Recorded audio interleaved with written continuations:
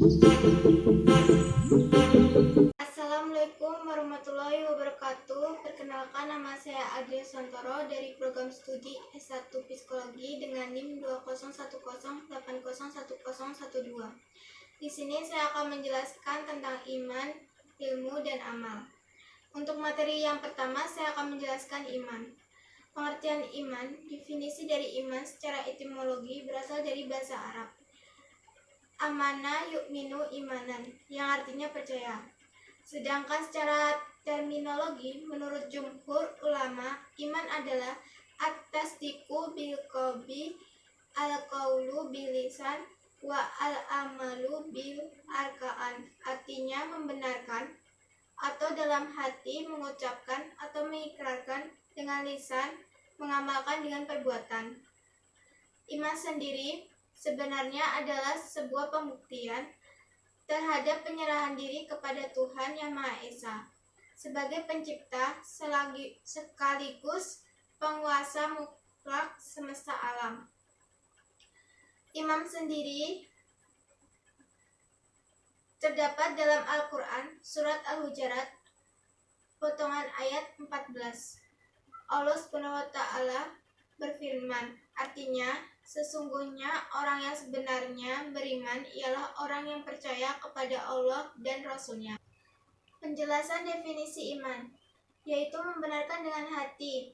Membenarkan dengan hati maksudnya adalah menerima kebenaran atas segala sesuatu yang disampaikan dan diajarkan oleh Rasul SAW serta Rasul sebelumnya. Mengucapkan dengan lisan. Mengucapkan dan mengikrarkan dengan lisan, maksudnya adalah menyatakan dengan lisan bahwa dirinya beriman kepada Allah dengan mengucapkan dua kalimat syahadat, yaitu asyhadu alla ilaha illallah wa asyhadu anna muhammadar rasulullah, yang artinya tiada Tuhan yang selain Allah dan Muhammad utusan Allah. Mengamalkan dengan perbuatan, maksudnya adalah sesuatu yang diyakinnya dalam hati dan yang diikrarkannya dengan lisan, diimplementasikan dengan perbuatan sebagai bukti bahwa dirinya benar-benar beriman kepada Allah. Mengamalkan dengan ibadah-ibadah yang diperintahkan Allah kepadanya dan larangannya. Bertambah dan berkurangnya iman. Dalam masalah bertambah dan berkurangnya iman, dapat diketahui dari segi amal perbuatan meskipun hanya terkadang sedikit salah menilainya. Kita dapat mengetahui bertambahnya iman bila seseorang mengerjakan hal-hal yang baik atau menjauhi perbuatan yang buruk. Dan sebaiknya apabila seseorang melakukan perbuatan yang menentang syariat atau perbuatan yang dilarang oleh Allah SWT, maka imannya telah meredup dan berkurang. Ulama salaf membenarkan tentang adanya bertambah dan berkurangnya iman, dan mereka menguatkan dengan dalil-dalil yang telah disebut di atas. Rukun-rukun iman. Ada 6 rukun iman yang harus tertanam dan yang kita imani dalam hati. 6 rukun tersebut adalah yang paling utama dan menjadi inti dari cabang-cabang iman dan hukuman wajib kita imani, sebagaimana yang telah disebutkan dalam sabda Rasulullah di atas. Adapun 6 rukun tersebut ialah: pertama, iman kepada Allah SWT. Kedua, iman kepada malaikat-malaikatnya. Ketiga, iman kepada kitab-kitabnya. Keempat, iman kepada rasul-rasulnya. Kelima, iman kepada hari akhir. Keenam, iman kepada qada dan qadar. 2. Selanjutnya saya akan menjelaskan ilmu. Ilmu adalah pengetahuan tentang suatu bidang yang disusun secara bersistem menurut metode tertentu yang dapat digunakan untuk menerangkan gejala tertentu di bidang atau pengetahuan itu.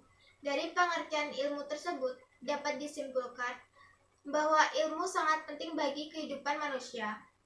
Allah SWT telah berfirman di dalam Al-Quran, surat Al-Mujadilah, artinya, orang-orang beriman, apabila kamu dikatakan kepadamu, berlapang-lapanglah dalam majelis, maka lapangkanlah, niscaya Allah akan memberi kelapangan untukmu. Dan apabila dikatakan, berdirilah kamu, maka berdirilah, niscaya Allah akan meninggikan orang-orang yang beriman di antaramu. Dan orang-orang yang diberi ilmu pengetahuan beberapa derajat. Dan Allah Maha mengetahui apa yang kamu kerjakan. Isi dari ayat tersebut didapatkan bahwa ilmu adalah suatu yang sangat penting.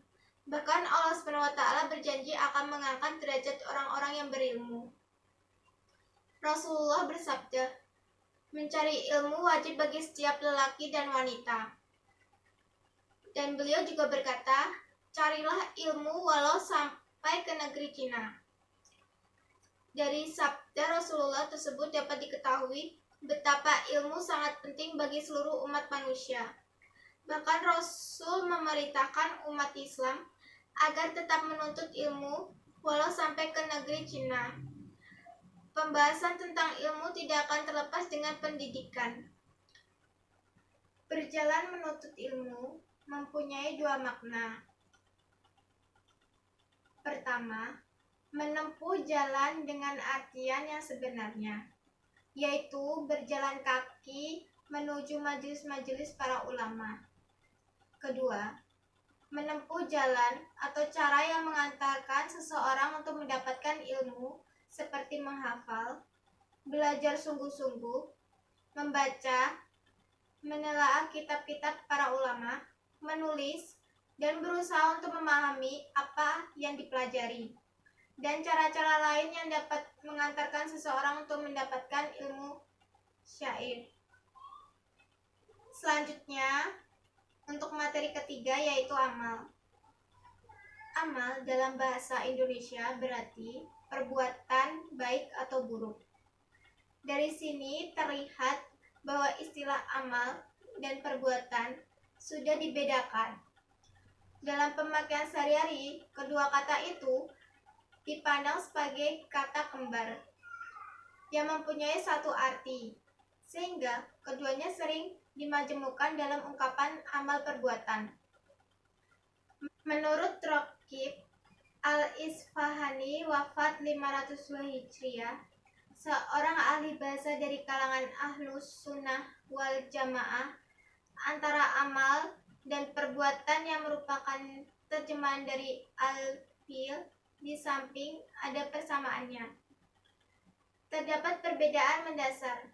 Menurutnya, perbuatan dapat dihubungkan dengan insan atau manusia, hayawanat atau binatang-binatang, dan nabat atau tumbuh-tumbuhan, baik yang diberbuat berdasarkan ilmu pengetahuan maupun tidak, dan baik yang dibuat dengan sengaja maupun tidak.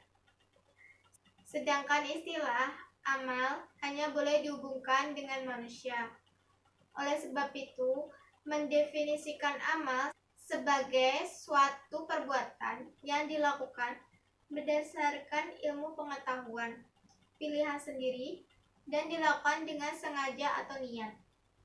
Hal ini hanya diperoleh dari manusia karena hewan dan tumbuhan-tumbuhan atau benda-benda mati lainnya tidak mungkin melakukan suatu perbuatan dengan ilmu dan niat. Inilah pengertian amal yang dimaksud oleh fuqaha. Amal dari bahasa Arab berarti mengamalkan, berbuat, bekerja. Kata ini sering dipertukarkan dengan sedekah. Imam Bukhari rahimahullah meriwayatkan di dalam sahihnya, Qutaibah menuturkan kepada kami dari Hisham bin Urwah dari ayahnya dari Aisyah radhiyallahu anha, dari ayahnya dari Aisyah radhiyallahu anha, dia berkata, amal yang paling disukai oleh Rasulullah Shallallahu Alaihi Wasallam adalah yang dikerjakan secara terus-menerus oleh pelakunya. Muhammad bin Ar'arah menuturkan kepadaku, dia berkata, Syubah menuturkan kepada kami dari Sa'd bin Ibrahim dari Abu Salamah dari Aisyah radhiyallahu anha, dia berkata, Nabi SAW pernah ditanya, amal apakah yang paling dicintai Allah? Maka beliau menjawab, yaitu yang paling kontinu meskipun hanya sedikit. Beliau juga bersabda, bebanilah diri kalian dengan amal-amal yang mampu untuk kalian kerjakan.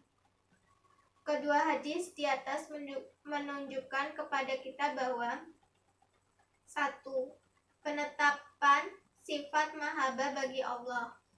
Kedua, amalan satu dengan yang lainnya memiliki perbedaan keutamaan di sisi Allah SWT. Ketiga, amal yang paling Allah SWT cintai adalah amalan yang dikerjakan secara kontinu. Keempat, apa yang dicintai oleh Rasulullah SAW dalam pandangan syariat, maka hal itu menunjukkan bahwa Allah SWT juga mencintai perkara tersebut. Manusia memiliki kemampuan yang berbeda-beda dalam mengerjakan amal. Keenam, dalam memilih amalan sunnah, maka hendaknya seorang memperhatikannya kemampuan agar bisa kontinu dalam mengerjakannya, lebih baik sedikit tapi kontinu daripada banyak namun terhenti. Ketujuh, hadis ini mengajarkan agar seorang hamba istiqomah dalam beramal dan mengikhlaskan amalnya karena Allah dan sesuai dengan tuntutan Rasulullah SAW. Kedelapan, amal saleh merupakan sebab datangnya kecintaan Allah. 9. Seorang mukmin hendaknya mencintai apa yang dicintai oleh Allah SWT dan Rasul-Nya, sebagaimana dia juga harus membenci segala perkara yang dibenci oleh Allah dan Rasul-Nya. 10. Hadis ini menunjukkan keutamaan sabar di dalam ketaatan. 11. Hadis ini menunjukkan pentingnya menjaga motivasi dan semangat dalam beramal supaya bisa kontinu. 12. Hadis ini menunjukkan perlunya takrib atau dorongan dan tarhib atau ancaman dalam menjaga stabilitas keimanan. 13. Hadis ini juga menunjukkan bahwa amal termasuk bagian dari iman. 14. Allah tidak membebankan sesuatu kepada hambanya, melainkan sesuai dengan batas kemampuannya. 15. Dan faidah lainnya yang belum saya ketahui. Wallahu alam wa sallallahu alaihi nabiyina Muhammadin wa ala alihi wasallam walhamdulillahi rabbil alamin. Pengertian amal dalam pandangan Islam adalah setiap amal saleh atau setiap perbuatan kebijakan yang diridhoi oleh Allah SWT.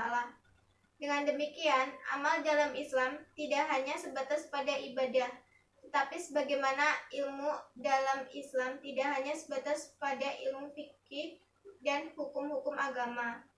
Ilmu ini mencakup semua yang bermanfaat bagi manusia seperti ilmu agama, ilmu alam, ilmu sosial, dan lain-lain. Sekian dari penjelasan saya. Jika ada salah kata, kurang lebihnya saya mohon maaf. Dan terima kasih. Wabillahi wa taufiq wal hidayah. Wassalamualaikum warahmatullahi wabarakatuh.